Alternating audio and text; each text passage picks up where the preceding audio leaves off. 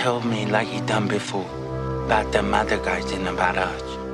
Guys like us, they don't got nobody in the world gives a hoot and hell about it. But not us, Stuart. Tell about us now. Because I got you. And I got you. I spend all my time telling you things and you forget them. I remember about the rabbits. If I get in any trouble, I don't get to tend them rabbits. You're nuts. Don't you even look at her. Keep away from her.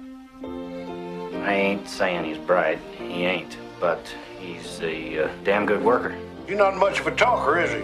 Suppose he don't want to talk. What the hell are you getting into this for? We travel together. You said I was your cousin. Well, that was a lie. If I was a relative of yours, I'd shoot myself. In a world where every man was alone, they had each other. In a time of darkness, Lenny, I told you not to bring that pup in here. I ain't got no pup. they had laughter. In a land that had lost its hope, I wish somebody'd shoot me when I ain't no good. But they won't do that. They'll can me. they had a dream. We gonna live off the fat of the land and have rabbits. Then you could feed him alfalfa. You damn right. Written for the screen by Academy Award winner Horton Foote, from one of America's greatest novels. What the hell you laughing about? You! Get him, Lenny! John Malkovich, Gary Sinise,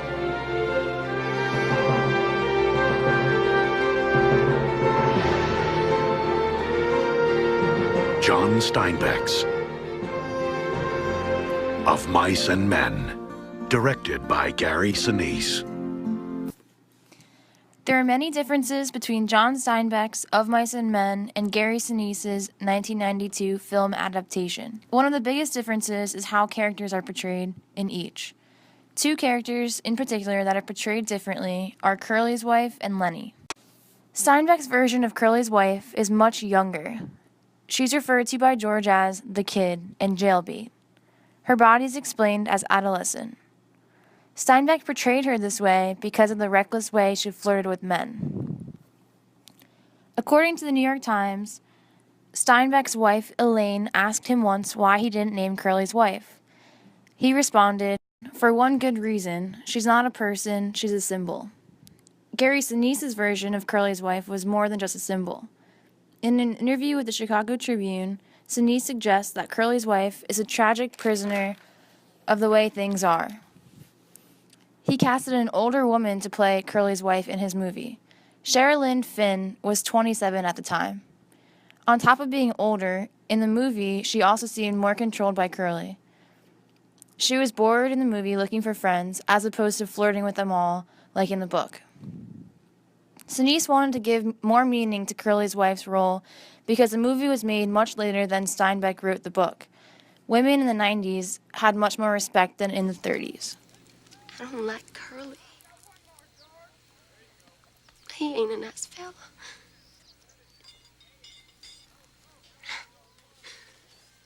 I could have been in the movies. I had nice clothes.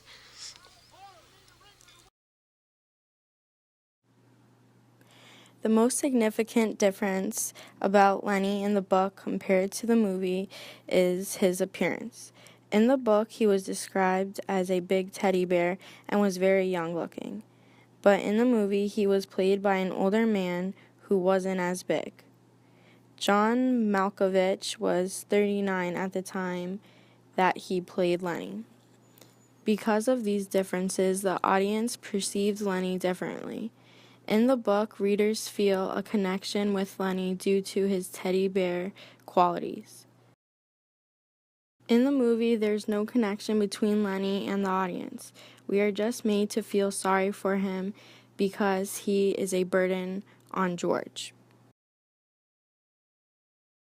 There are also a few differences in scenes between the book and movie. In the book, most of the scenes take place indoors, but in the movie, most of the action takes place outside. This is likely because Steinbeck was planning on making a play out of his novella, which he did shortly after its release in 1937.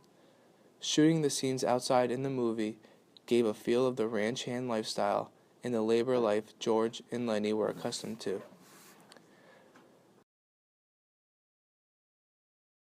The movie shows Lenny and George sneaking onto a train while trying to escape Wheat, California, because Lenny had ripped a piece of fabric off of a woman's red dress.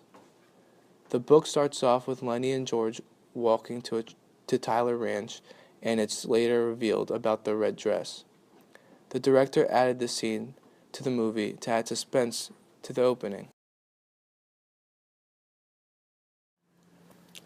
A scene that's completely eliminated from the movie is when Lenny walks into Crooks' room while all the other workers are out for the night. Candy and Curly's wife both walk in. This scene was in the book because it shows Lenny's progress on the ranch in building friendships with the other workers. An additional scene that was put into the movie and left out of the book was the scene when George was asked by Slim to take a hurt mule back to the barn. When he arrived, Curly's wife came in and started a conversation with George. This scene was added to emphasize on the role she was used for in the movie. As we stated previously, in the movie she was a trapped woman looking for friends, and in the book she was just seeking for attention and trouble. After a while, Curly walks in and tells his wife to head back into the house. This backs up the point that Curly's wife is not one looking for trouble in the movie, ultimately trying to break free of being just a prize to Curly, and that she just wants to truly be loved. An additional scene that was added into the movie that continued the idea of his wife being a prisoner was the boxing scene. Here, Curly was hitting a punching bag as his wife sat and looked on with pure boredom. This was put into the movie to show the power that he has over his wife, and a sign that to other ranch hands that he has the power that he can change anything he wants due to being the boss's son. Another major difference between the book and the movie was right near the end before George kills Lenny. In the book, Lenny is having hallucinations of his Aunt Clara and also of a giant rabbit. Here Aunt Clara is telling him almost exactly what George has told Lenny himself, that he was a burden to him, and without Lenny, George could go on to do much bigger and better things for himself. Lenny continues by saying that he will run off into a cave and never come back. Lenny always seems to say this when a situation as this occurs. Lenny also was told by this giant rabbit that he would forget about the rabbits that he had to attend to. This is important because it elaborates on Lenny's mental aspect, and the fact that his hallucinations are actually just a figure of being someone diagnosed with mental retardation. This was also a way for the author to add additional dialogue into the book, which elaborates on Lenny's thought process as he hides from Curly and the other ranch hands as a result from killing Curly's wife.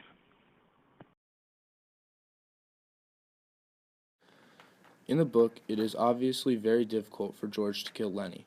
In the movie, he did it almost without any hesitation. This speaks to the difference between George and Lenny's relationship from the book and the movie. In the book, George loves Lenny and cares for him deeply. However, in the movie, while George cares for Lenny, he is more of a burden than anything else to him. This is done by Gary Sinise to emphasize Lenny's mental disability to appeal to the viewer's emotions. In the book, he goes back to the ranch to work after talking to Slim, who knew that killing Lenny was not a mistake. It was something that had to be done.